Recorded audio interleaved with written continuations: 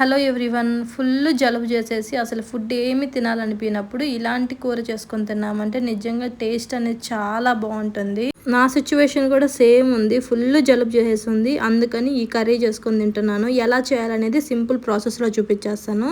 First ఏంటంటే గుడ్లు ఉడకపెట్టి పక్కన పెట్టేసుకోండి. నేను ఎగ్ క్వాంటిటీ ఎక్కువ వేసినాను అంటే 2 పూట్లకే చేస్తాను. ఆఫ్టర్నూన్ నైట్ కలిపి ఒకేసారి చేస్తున్నాను. స్టవ్ ఆన్ చేసుకొని బండలు పెట్టుకొని బండలు హీట్ అయ్యాక ఆయిల్ వేసుకొని దాంట్లో కొంచెం మెంతులు, ఆవాలు, జీలకర్ర వేసుకొని ఫ్రై చేసేసాక సన్నగా కట్ చేసి పెట్టుకున్న ఆనియన్, టమోటా కూడా కట్ చేసి పక్కన పెట్టుకోండి.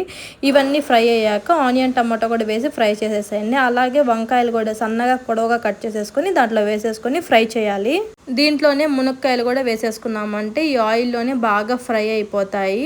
వెజిటేబుల్స్ అనేది సపరేట్గా కుక్ చేసుకోవాల్సిన అవసరం అయితే ఉండదు. నార్మల్గా ఏంటంటే మా అమ్మ వాళ్ళు ఏంటంటే వెజిటేబుల్స్ ఒకసారి కుక్ చేసుకొని దాంట్లో వేసేసుకుంటారు.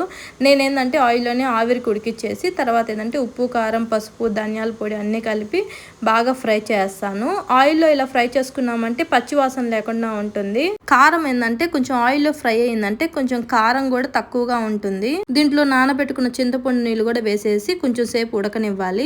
ఇది ఒక 50% ఉడికాక మనం ఉడికించుకున్న గుడ్లకి ఘాట్లు పెట్టుకొని దీంట్లో వేసేసి ఇంకో 10 to 15 మినిట్స్ బాగా ఉడకపెట్టాలి.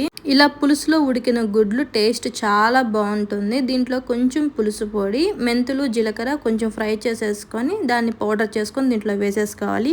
ఇది మెయిన్ ఇంగ్రీడియంట్ అని చెప్పొచ్చు. పులుసులకి ఏంటంటే టేస్ట్ చాలా బాగుంటుంది ఈ పౌడర్ వేసుకుంటే. ఈ వంట చేసే లోపలికి ఫుల్ స్వెట్ వచ్చేస్తుంది. ఇది చిక్కబడిన తర్వాత ఇంకా స్టవ్ ఆపేసుకొని వేడిగా ఉన్నప్పుడు అన్నంలో కలుపుకొని తిన్నామంటే చాలా బాగుంటుంది టేస్ట్ అయితే. నాకు పులుసు కూరలు అంటే చాలా ఇష్టము. రకరకాలుగా చేసుకొని తింటాను. మీరు కూడా ఈ వంటను ఖచ్చితంగా ట్రై చేసి ఎలా ఉందో కామెంట్ చేయండి. నా ఛానల్ లైక్ చేసి సబ్స్క్రైబ్ చేసుకోవడం మాత్రం మర్చిపోవద్దు.